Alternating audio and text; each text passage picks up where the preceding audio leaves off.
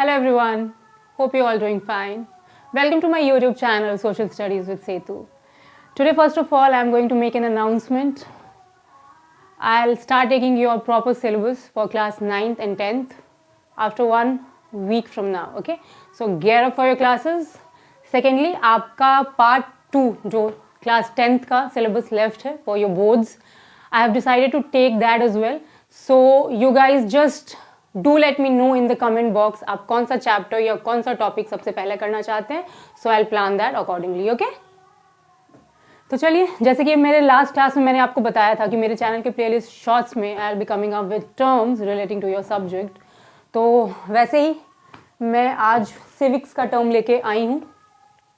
It's related to history somewhere as well. आप जब chapter 10th का फर्स्ट चैप्टर खोलेंगे, rise of nationalism in Europe, आपको ये टर्म देखने को मिलेगा. तो उस लिहाज से ये टर्म थोड़ा जानना भी ज़रूरी हो जाता है. So for now I will just be giving you an overview of these two terms. That's it.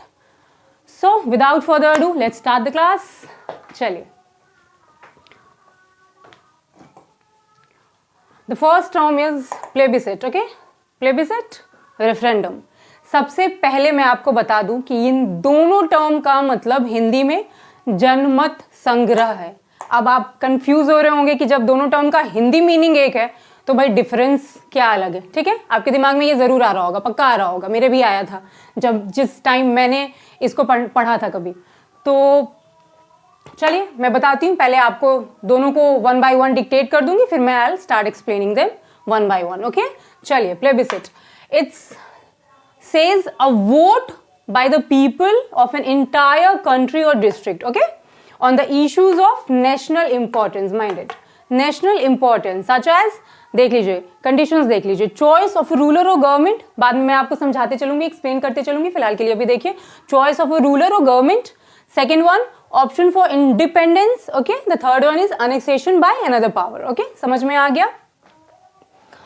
For the plebiscite to be done, okay, it should be in the interest of a nation as a whole. समझ रहे हैं आप बात को ना. For the plebiscite to be done, it should be in the interest of a nation as a whole. वो आपके राष्ट्र हित में होना बहुत जरूरी है प्लेबिसिट कंडक्ट करने के लिए. समझ रहे हैं ना आप. अब चलिए हम रेफरेंडम पे आते हैं. सबसे पहले मैं पढ़ देती हूँ, उसके बाद आपको एक्सप्लेन करती चली जाऊंगी. ठीक है, चलिए.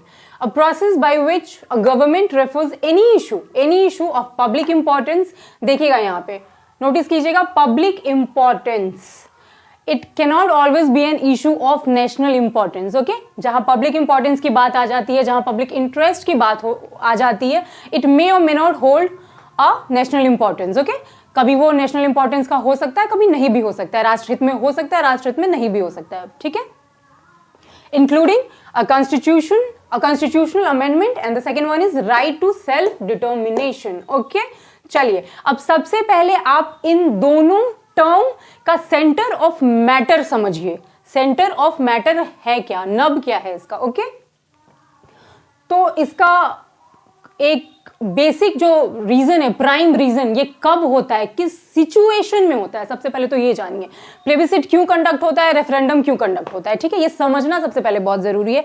कभी भी कोई किसी सिचुएशन या किसी इशू को लेके एक यूनिलेटरल डिसीजन पे वहां की सरकार या वहां की जनता नहीं पहुंचती है, तो ये दोनों या ये कंडक्ट करने की नौबत आ जाती है. और इतिहास में आई है. ठीक है, इतिहास में आई है इनकी नौबत. तो जब भी किसी सिचुएशन, कोई इशू या कंडीशन को लेके वहां की जनता या वहां की सरकार या विपक्ष में एक मत नहीं होता है, वहां क्लियर मैंडेट नहीं होता है, तो हम जनमत संग्रह करवाते हैं. ठीक है, इसकी नौबत फिर वहां आ जाती है. जब मत एक नहीं होता है तब हम जनमत संग्रह करवाते हैं. आप समझ रहे होंगे.